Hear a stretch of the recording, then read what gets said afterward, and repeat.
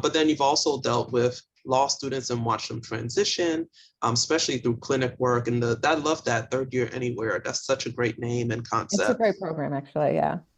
Yeah. And so you've seen it from all sides and experienced it yourself. So I just wanted to lay that groundwork so that our listeners understand this is coming from lived experience, from clinical background, from research, from actually helping people day to day. And it just gives it a lot more weight and heft, and they're more likely to try it out. Because I know lawyers are skeptical. Absolutely. Absolutely. We're We are a trained to skeptical. be. Yeah. Exactly. We're a skeptical bunch. So now with that background in mind, let's start talking about the significance of professional integrity and community outreach for new and young lawyers. Because, and I always tell law students, especially 30, I'm like, you don't know anything about practicing law yet.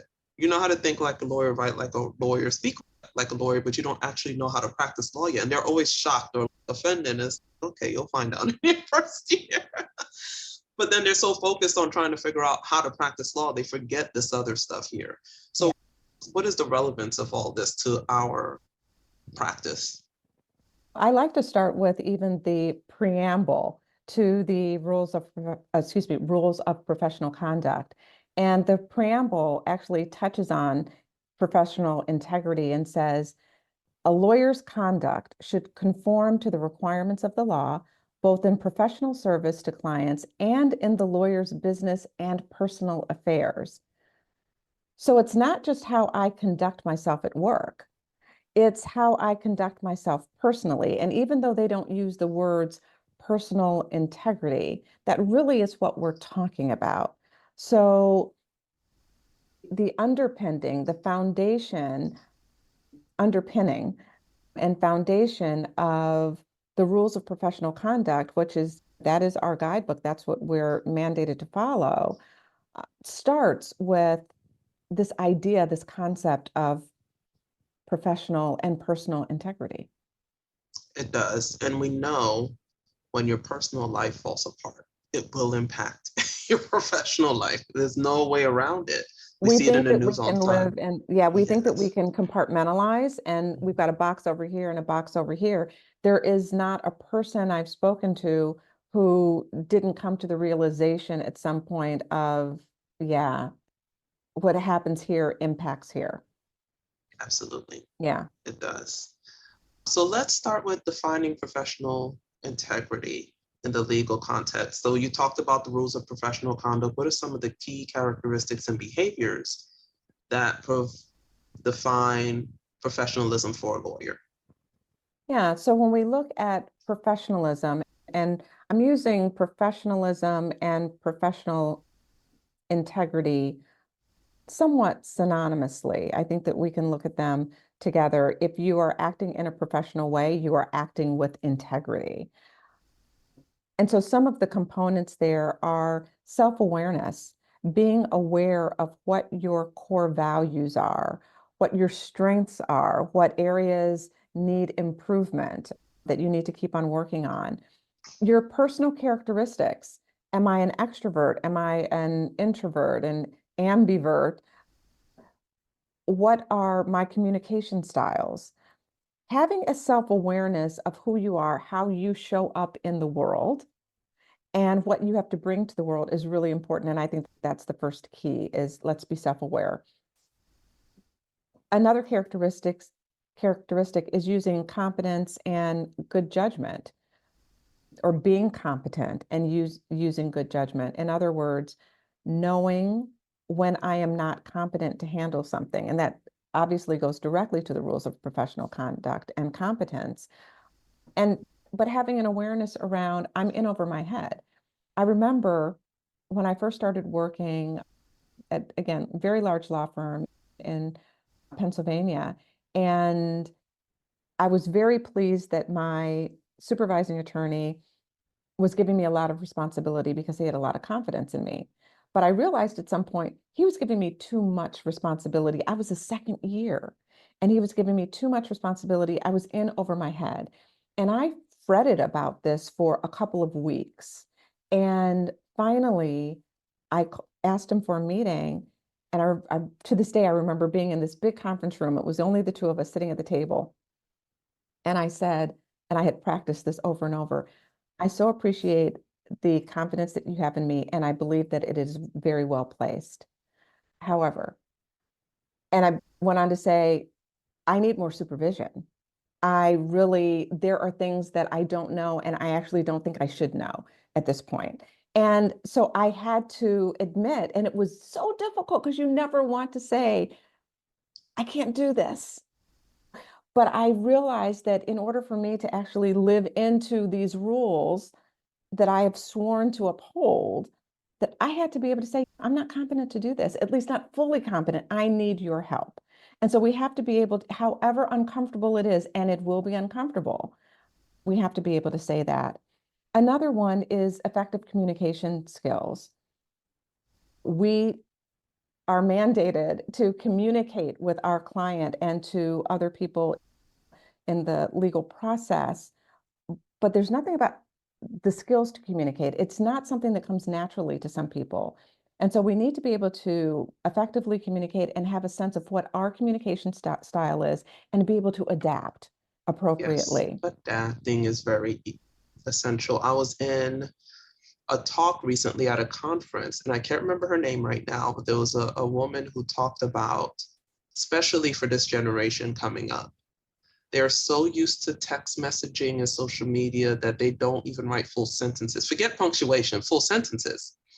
And it's not effective in the legal setting, Yeah. not to your supervisors, not to your clients.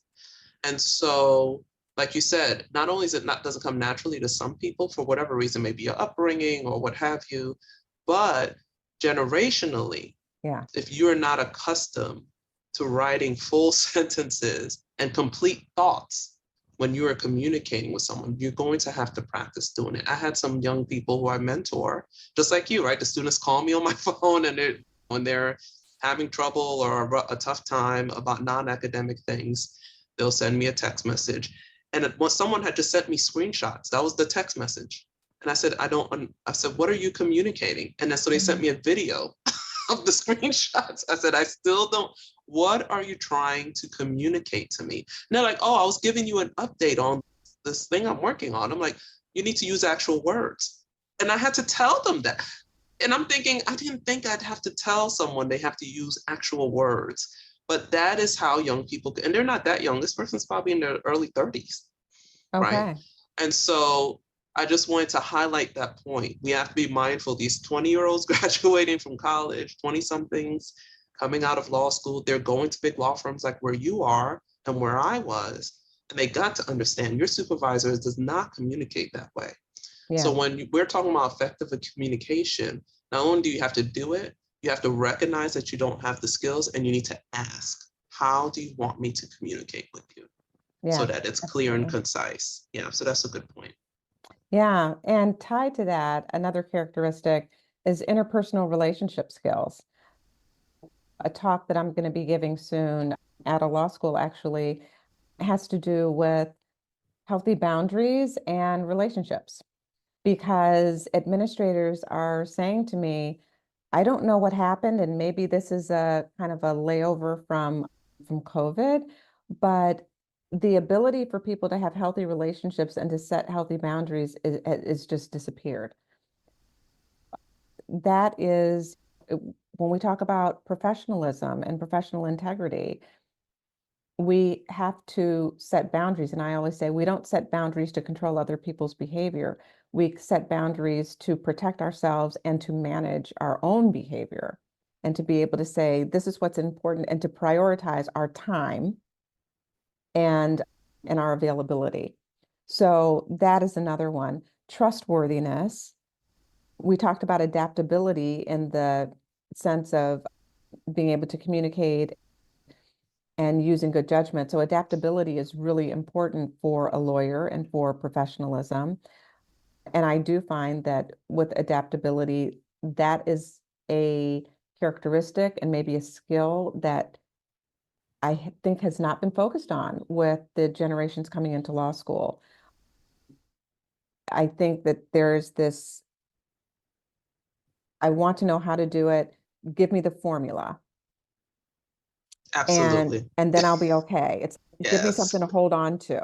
Yeah. And it's getting comfortable with this gray space and having to adapt to different situations. So that's important.